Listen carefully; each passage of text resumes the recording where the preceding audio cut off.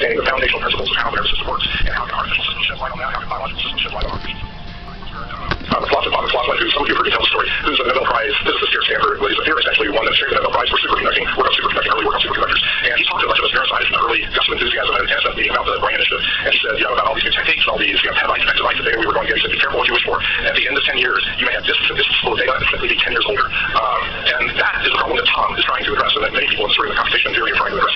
What can we actually do in an intelligent way with data sets that complex where human intuition is certainly going to fail? And what principles and what techniques can we use to guide us through? So I think we've visited all of these areas today. And that doesn't exhaust what's going on in contemporary neuroscience, but we're planning another symposium next year. We'll go along with that. And finally, I just want to mention the same quote winners. We get wonderful speakers at these symposiums. They're inspiring people who put decades of their lives in trying to do something significant. But all of us who speak at symposia like this know that a lot of most of the work, a lot of the real intellectual inspiration is done by students and postdocs in our labs. So I think our Quo Awards award winners today were certainly a bunch, and it really highlights how much we appreciate the work that is done by people who have a great future in this field.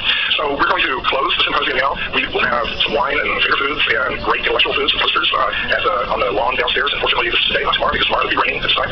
But it's a lovely day for socializing and seeing some of these posters. And so I have some things that I need to go. Please bear with me one more moment. I want all this stuff on their slides.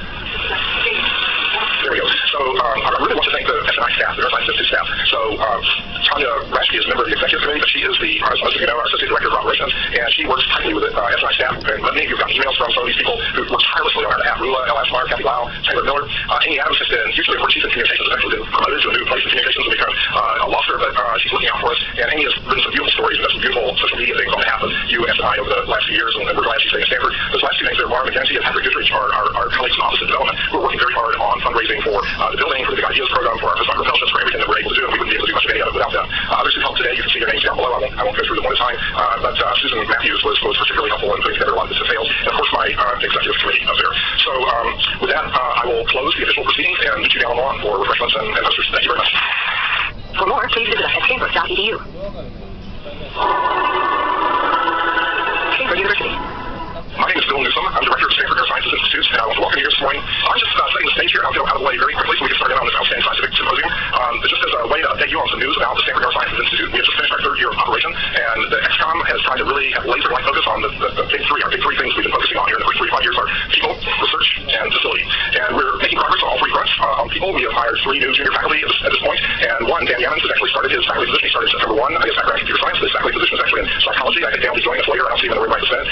Paul DeYukian has accepted a faculty position in bioengineering, and I think I saw Paul a moment ago. He's right there. He is right here. And he welcome Paul. And Paul is in bioengineering, but he also has lived in the clinical world, and so we're delighted to have him start his faculty position in April. And then I'm delighted to announce that we hired Julia Kalsmith, who's a molecular neuroscientist who does development of spinal cord circuitry, very precise molecular experiments, and she will be joining us sometime this spring as well, I believe. We are investing in people at all levels. As all of you know, we are conducting an annual round of postdoctoral awards, 2-year postdoc fellowships for postdocs who have training in one field that's relevant to neuroscience, but wants to get cross-training in another field and can make an argument for their interdisciplinary plan of training and research. And we just received the applications on September 1st for our third round of postdoctoral awards, and we will announce 5 new winners by the end of fall quarter, and that'll be great. In graduate work, we're working together with the development office to raise funds for Stanford interdisciplinary graduate fellowships, and we've raised 9 thus far for interdisciplinary neuroscience in particular, and we just appointed the 2 new SNI Stanford Neurosciences SIGF winners, who were Kevin Gutenland, who I believe I saw here this morning, and Tia Hardcastle, out there's Kevin back in the middle, and Tia Hardcastle, who I believe will join us sometime during the day today. So we're making investments in people at all those levels.